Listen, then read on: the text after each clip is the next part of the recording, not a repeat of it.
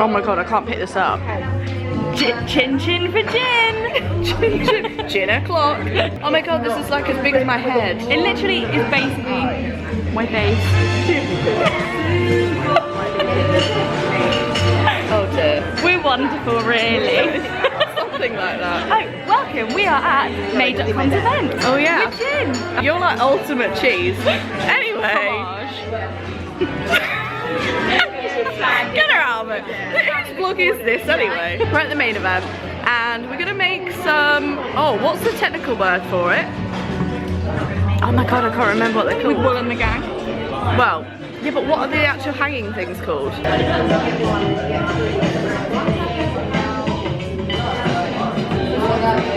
It's macrame. Anyway, we're here, we're gonna make some macrame with Wool and the gang and I'm definitely not gonna kill a plant. No, I'm not. Promise. Hopefully not.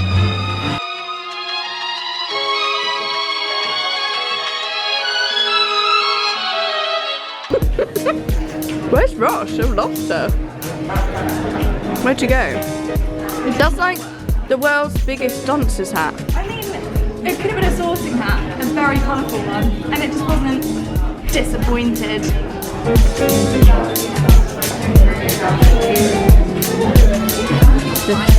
So much concentration. I'm pretty.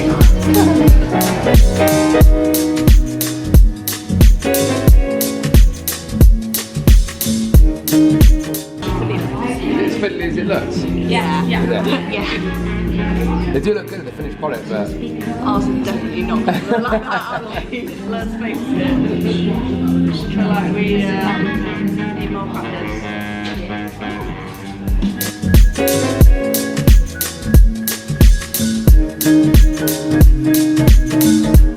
Rosh is really stressed out. This is actually a lot harder than it looks. Rosh, are you alright? You're just having a little sit down. You're just having a biscuit. Having a break. Just having a little chill out from the macrame. Is macrame? Macrame. Macrame? Macrame. Macrame. I don't know what the technical. I just, you know, all I want in my life is a biscuit and some gin. And a finished macrame. I mean, macrame. Leave it for a little bit and then I'll dive back in. Yeah, just chill. Whereas these two are pros. Look at them go. We're flying. Emma, how are you doing this? Seriously? That's what I do with my spare time. Oh, secret admission. I love how you're curating the knotting area.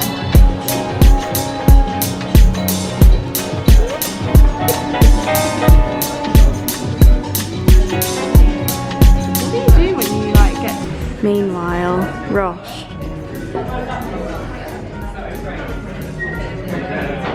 Place your bets. Can I successfully get in this swinging chair without, oh my god, without falling or breaking it? Oh, this is nice. Do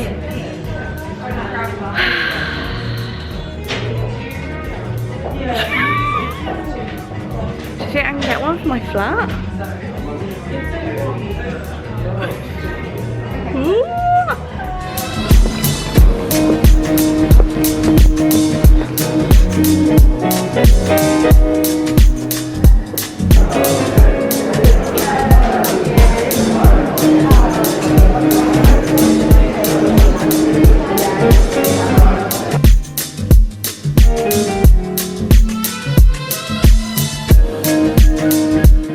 What I've found is, with a lot of the most successful things I've ever done, there's always someone before I've done it that's told me not to do it, and you have to learn to like tune those voices out. And people really liked it. It got picked up a lot and talked about. People enjoyed it, and I got loads and loads of commissions off the back of it, which I never thought would happen. So this is a piece for a magazine, it's another piece for a Swire magazine. This is the skateboarding team for Converse in America.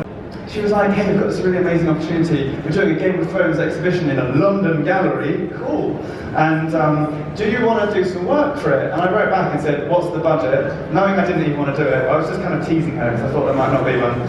And she replied and said, there isn't a budget because it's an incredible opportunity. And so what I did, I was so pissed off with her, I thought instead of replying to this email, what I'm going to do, we've got a really lovely loyal following on social media, so I'm going to screen grab it. Obviously I fuzzed out her name for legal reasons, Emily. And I put it on my Twitter and Instagram. like fans, they answer this stuff for you, and so they're your voice. So many people retweeted this and replied to it, and they got really angry. They get a little bit like death threaty and stuff. That's the internet, right? I've been a partner at Pentagram for about almost 5 years. People always ask, what is it like to be the first female partner at Pentagram? And I think the main thing is and I was talking to Jess, who's here with me, my project manager, just before coming in, and I think being a mother of twins and being a partner at Pentagram and doing lots of things at the same time. I'm making a feature film, my first feature film. It feels in reality like you are holding a shelf full of books in an earthquake.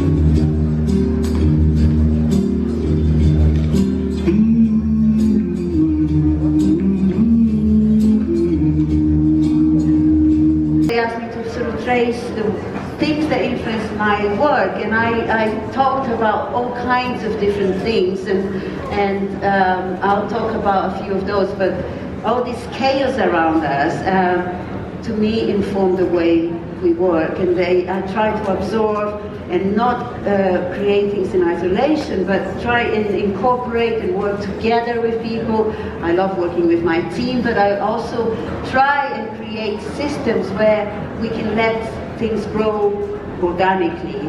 Culture, and I think in the category, simplicity was not the standard. So I think being able to really drive simplicity was very important for us.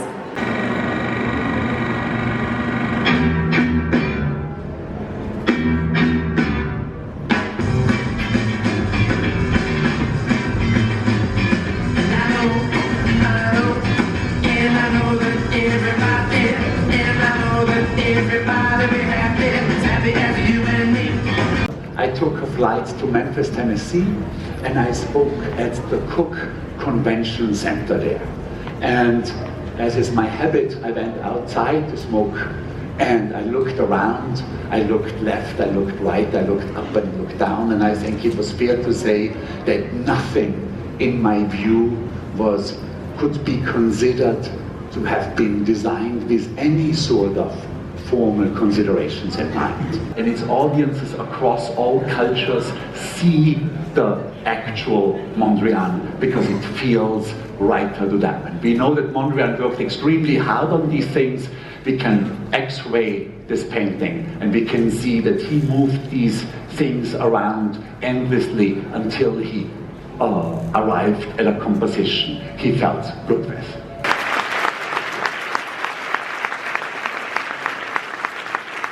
I'm going to talk about belonging. It's about just where I feel that I feel writing. And so a lot of the time now I spend a lot of time on my own, painting and doing various things. And then this is just little.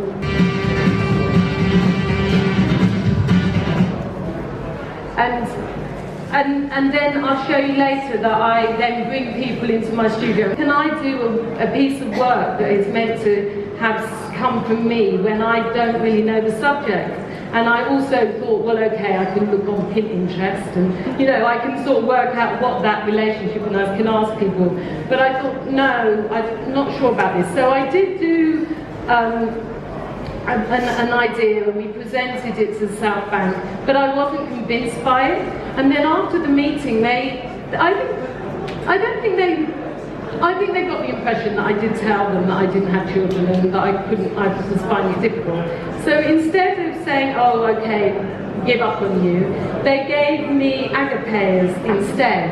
And so suddenly, Agape, and it was a temple. They gave me a temple to humanity to make. And then suddenly my whole brain released all this stuff in my head. People aren't as critical as when you do big public art projects or working in, for example, hospitals. Hospitals are very, very difficult environments, and I was lucky enough to work with the Royal London Hospital to sort of try my thought processes out. When you work with lots of different people in the hospital and clinical staff, they get very worried about colours and about how pattern affects people, and they're totally right. And we got 92% of the patients wanting the rooms, so then when we went back to the clinical staff, they relaxed a little bit and said, okay, we'll go with them. A hospital in Sweden called is Linköping University Hospital, on piece throughout the building.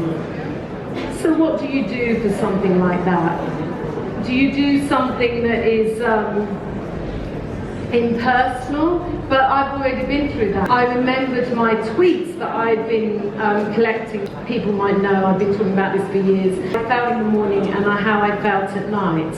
And so I thought actually that's quite interesting. That relates to being in a hospital, that from one moment you can be feeling this way and you can be feeling that way. I managed to convince them in Sweden that this was the right solution, because what was good about it is you could, even though it was personal to me, you could either just look at it as colour and texture, or if you did want to read about it, you could then take on the level of it being about moods and thoughts processes. There was so much to do, we couldn't actually do it in our space. We could never put it together, so I only put it together finally when we put it up. And they're the colours. And so this is the corridor, and that's the transformation. So they're all single pieces of panels all put together. Hey, so I thought I'd take a little... Wait, is that a polar bear? Yeah, okay, anyway. I thought I'd take a little bit of time to just chat about D&AD and the festival and what I thought. That's me filming my friend, Jessie. She doesn't know that I'm behind her, but yeah, she might realise in a minute. She's screen printing. So yeah, D&AD Festival. What did I think? Oh, she's seen me. I actually really enjoyed the festival, because usually D&AD do like judging of awards, but there's not really anything else around it for maybe younger or the people that aren't entering the awards to get involved with, basically. And if you don't know who D&AD are, they're kind of like an organisation that's oversees the standards of the industry, I think we can say that. So there's kind of advertising, graphic design, packaging, video, animation, everything, everything's involved, and people will enter their work, and then people judge it, and people win yellow pencils. That is the award. And I remember when I was a student, my dream was to win a yellow pencil, and visiting and looking around all of the judging rooms and just realising that I just feel so distant from the design community at the moment. That was really interesting for me to experience and kind of get a perspective on all of that. I don't think I will ever win a yellow pencil, and that's not really what my younger self saw happening. And I guess I'm kind of sad about that, because, that was my dream for a long time. But, I'm just doing my own thing now. My career has definitely gone in a way that I didn't expect it to, and that's fine. I just have to do what I'm doing and go on the journey that I've chosen.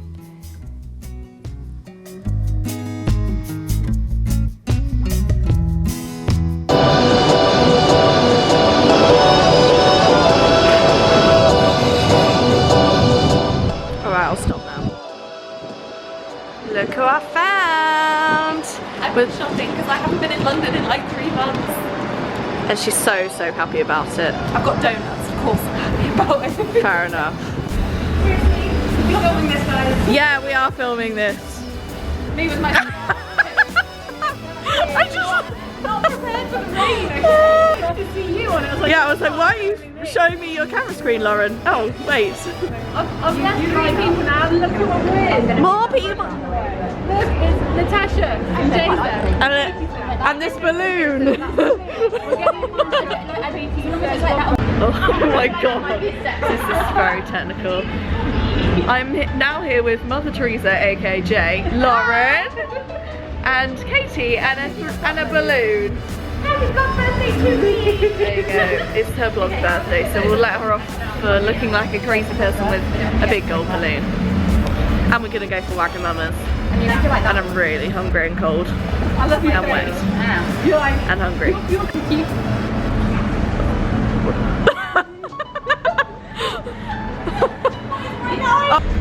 Do I have to say something that actually means something now? She's like, oh my god, can you vlog? Oh yeah, look, I'm here with Lauren and Last time I was like, subscribe to my channel, and then it was the funniest moment because I was joking but not. But did anyone actually subscribe to your channel? Let me know in the comments below. And then let me know. Actually, I was going to say Let you know. I don't know both of your vlogs. I don't know. I've tried vlogging today, so I feel like I need to get it. A double chin trying I forget to. I'm just looking at me in here, like, see my hair. Like, oh my god, You can't see, but we're getting attacked by the